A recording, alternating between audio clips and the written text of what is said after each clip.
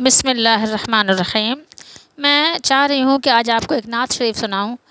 نعت شریف سننے میں ذرا انسان کا ذوق اور شوق ہوتا ہے، اور اس کی وجہ بھی خاص یہی ہے کہ نبی کریم صلی اللہ علیہ وآلہ وسلم نے ارشاد فرمایا کہ بعض اشعار جو ہوتے ہیں وہ ایک جادو کی سی تاثیر رکھتے ہیں۔ اشعار کے ذریعے سے جوش و جذبہ پیدا ہوتا ہے، لیکن خیال رہے کہ اشعار ایک تو فضول گوئی نہ ہو، قصہ گوئی نہ ہو، اور دوسرے یہ ہے کہ شرکیہ نہ ہو۔ اس بات کا بہت زیادہ خیال رکھنا چاہیے۔ شرکیہ اشعار ہوں تو آپ بالکل بھی نہ پڑھیے۔ میرا ایک انداز ہے، سادہ سا انداز ہے، آپ سنیے۔ مفلس زندگی اب نہ سمجھے کوئی، مفلس زندگی اب نہ سمجھے کوئی، مجھ کو عشق نبی اس قدر مل گیا، مفلس زندگی اب نہ سمجھے کوئی، مجھ کو عشق نبی اس قدر مل گیا، اور جگمگائے نہ کیوں، جگمگائے نہ کیوں میرا عکس دروں، جگمگائے نہ کیوں میرا عکس دروں، ایک پتھر کو بھی آئینہ گر مل گیا، ایک پتھر کو بھی آئینہ گر مل گیا، ایک پتھر کو بھی آئینہ گر مل گیا۔ میں ابھی آپ کو جتنے بھی اشعار سناؤں گی، میری انشاءاللہ کوشش ہوگی کہ میں ان سب کے آپ کو کچھ نہ کچھ تشریح اور وضاحت بھی ضرور بتا دوں۔ جن دعاؤں سے تقدیر انسان کھلے، جن دعاؤں سے تقدیر انسان کھلے، اس کی جانب ہی دروازے جاں کھلے، اس کی جانب ہی دروازے جاں کھلے، جان عمر رواں لے کے جاتی کہاں، پتہ نہیں عمر ہماری کہاں ہم کو لے کے جاتی، ہمارے اعمال ہم کو کہاں لے کے جاتے۔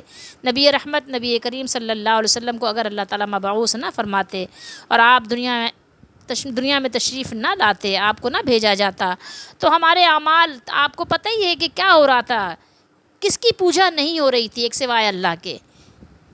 تو یہ جو عمر کی اور میری یعنی عمر کی جو آپ نے ایک نا لے ہے، ایک جو روانی ہے، پتہ نہیں کہاں لے کے چلی جاتی، کس سیلاب میں مجھے بہا دیتی، تو وہ بات کہی جا رہی ہے۔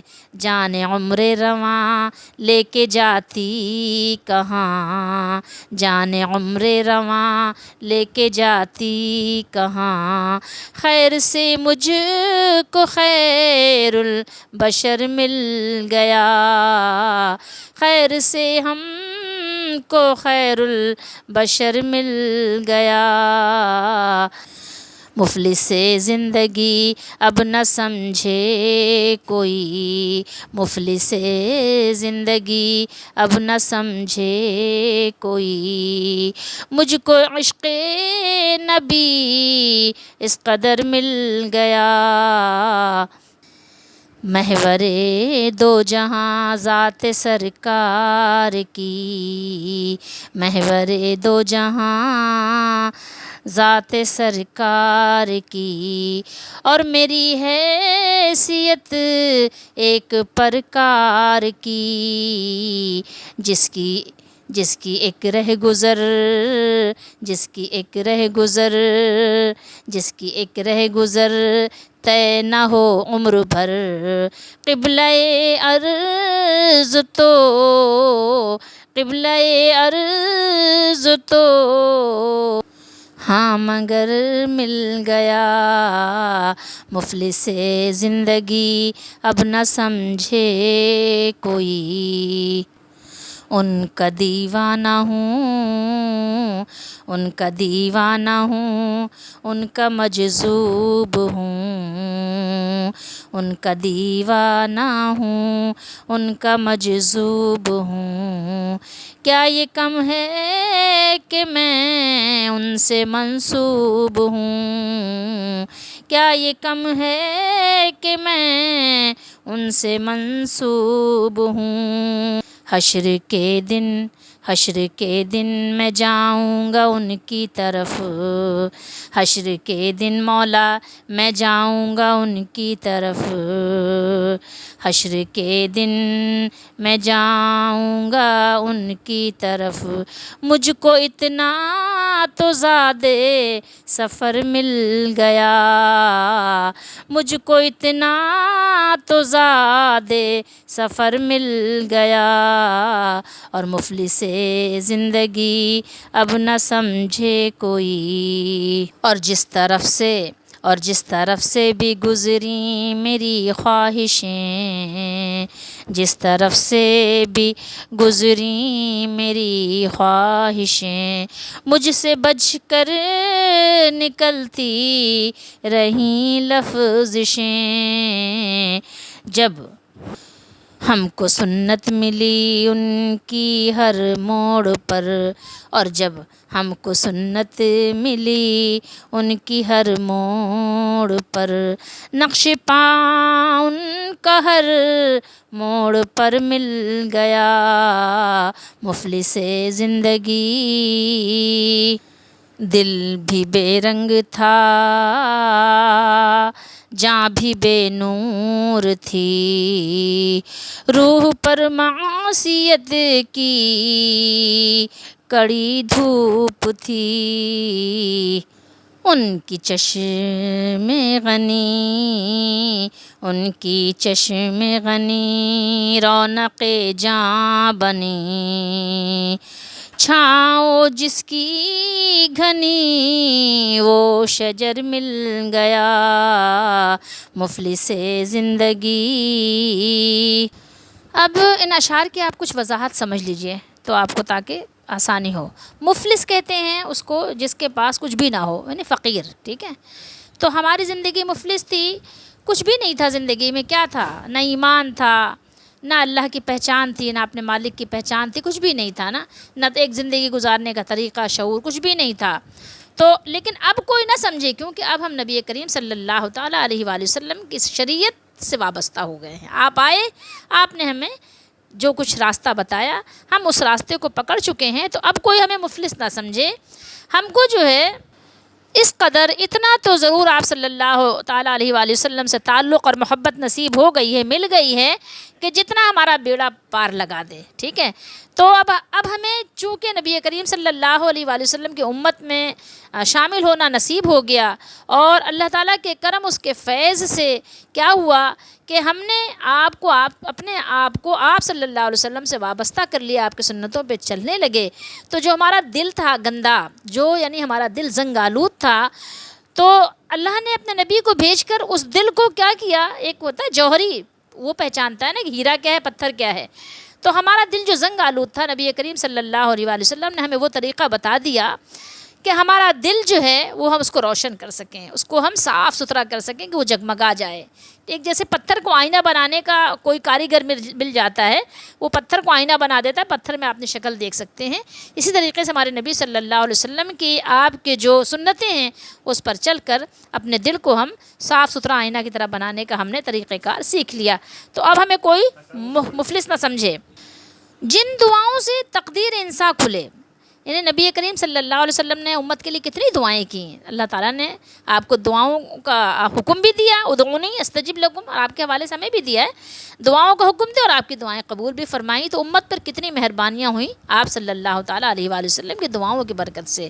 تو اس لیے ہمارا دروازہ جان جو ہے اسی طرف کھلتا ہے، اور ہم جو ہے اسی طرف رواں دواں ہیں، اور آپ صلی اللہ تعالیٰ علیہ وآلہ وسلم کی دعاؤں کے فیض سے آج بھی ہمیں کامیابی نصیب ہو رہی ہے۔ آج بھی ہم ایسی قوم ہیں کہ آج بھی دشمن ہم سے ڈرتے ہیں، کہیں ایسا نہ ہو کہ ہم راہ راست پر آ جائیں، اس لیے ہمیں وہ راستے سے ہٹاتے رہتے ہیں۔ ہمیں نبی کریم صلی اللہ علیہ وآلہ وسلم خیر البشر، آپ بشر تو ہیں لیکن خیر البشر ہیں، آپ مل گئے ہیں، اور آپ صلی اللہ علیہ وسلم دونوں جہان میں آپ کی بڑی عزت، بڑی آبرو ہے، بڑی وجاہت ہے، نبیوں کی بڑی وجاہت ہے۔ اللہ نے خود قرآن میں ان کی عزت، ان کی شان بیان فرمائی ہے، تو آپ کی شان کی کیا بات ہے، لیکن میری کیا حیثیت ہے؟